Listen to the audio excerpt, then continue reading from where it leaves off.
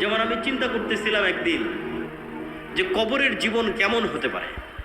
রুহের জীবন একরকম ছিল, রুহের জীবন থেকে ট্রান্সফার হয়ে পৃথিবীতে আসলাম, পৃথিবী থেকে ট্রান্সফার হয়ে কবরে যাব, কবরের জীবনটা কেমন হবে। কবর থেকে ট্রান্সফার হয়ে আবার পরকালে যাব, সেটা আর এক রকম।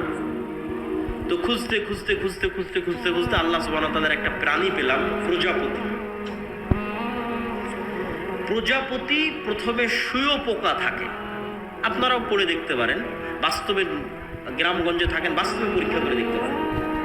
প্রথমে প্রজাপতি শুঁয়োপোকা থাকে, তা হিসেবে 1 মাস সে জীবনযাপন করে, বিভিন্ন গাছের পাতা খায়।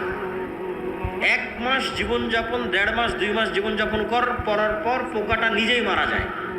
তার চারিপাশে খোলস তৈরি করে মারা যায়।